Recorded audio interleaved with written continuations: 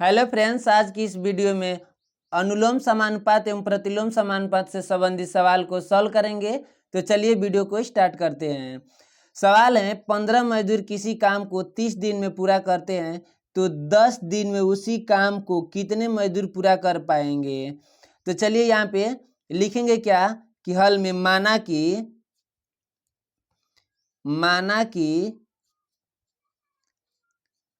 कि एक मजदूर काम को पूरा कर पाएंगे।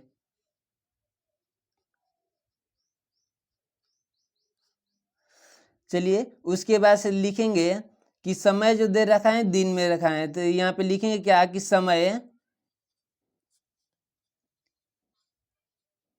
दिन में। उसके बाद से एक जगह लिखेंगे मजदूरों की संख्या,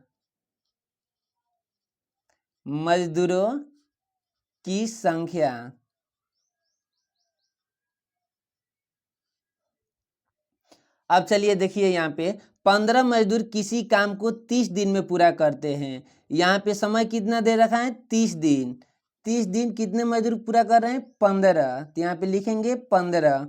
उसी तरह से 10 दिन में उसी काम को कितने मजदूर पूरा कर पाएंगे। यहाँ पे दिन की संख्या क्या रखे हैं 10। 10 दिन में कितने मजदूर पूरा कर पाएंगे, तो माने क्या है x, तो यहाँ पे लिखेंगे x।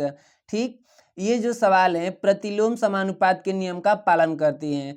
प्रतिलोम समानुपात का नियम क्या होता है, ऐसी दो राशियां x के बढ़ने पर y में कमी हो और y में कमी होने पर x में वृद्धि हो तो प्रतिलोम समानुपात कहलाता है। ठीक, यहाँ पे देखिए इसी तरह से क्या दे रखा है 15 मजदूर किसी काम को 30 दिन में पूरा करते हैं। तो देखिए यहाँ पे 10 दिन में उसी काम को कितने मजदूर पूरा कर पाएंगे। यहाँ पे दिन की जो संख्या क्या की गई है घटा दी गई। यहाँ पे 30 दिन जो लगता था यहाँ पे 10 दिन लग रहा है। जब दिनों की संख्या घटी है तो मजदूरों की संख्या क्या होगी, बढ़ेगी। जब बढ़ेगी तो ये क्या कर रहे हैं प्रतिलोम समानुपात के नियम का पालन कर रही है। अब प्रतिलोम समानुपात में क्या होता है कि एक तीर इस तरह से नीचे की तरफ लगाया जाता है और एक तीर ऊपर की तरफ लगाया जाता है। ठीक, किसी में भी ये वाला ऊपर की तरफ कर दीजिएगा, ये नहीं तो ये वाला नीचे की तरफ कर दीजिएगा, कोई दिक्कत नहीं रहेगा। यहीं पे सबसे अच्छी और सबसे समझने वाली बात होती है। ठीक, उसके बाद से लिखेंगे क्या, देखिए जिस तरफ से तीर लगा होता है, ठीक यहाँ पे 30 है, नीचे की तरफ लगा है तो यहाँ पे लिखेंगे 30। उसके बाद से अनुपात, उसके बाद से 10। ठीक, अब यहाँ से नीचे की तरफ से लगा है तो लिखेंगे क्या समानुपात, उसके बाद से x अनुपात, उसके बाद से 15। उसके बाद से इसका सूत्र होता है y पदों का गुणनफल बराबर मध्य पदों का गुणनफल। लिखेंगे क्या कि y पदों का गुणनफल बराबर मध्य पदों का गुणनफल।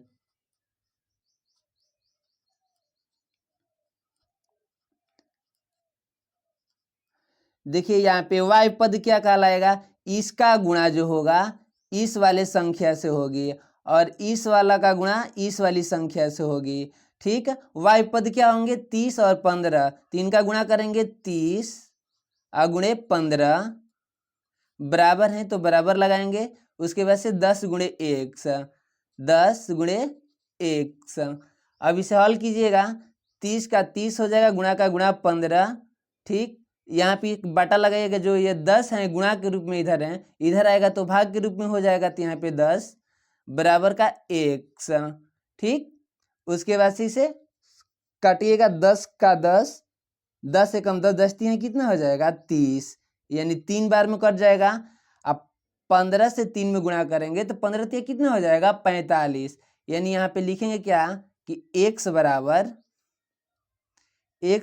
15 तीन कितना हो जाएगा 45।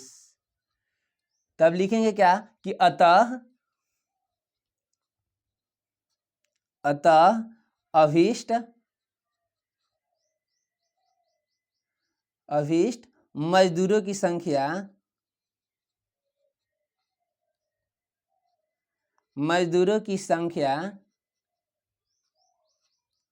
45 होगी, 45 होगी। यही इसका क्या हो जाएगा, उत्तर हो जाएगा।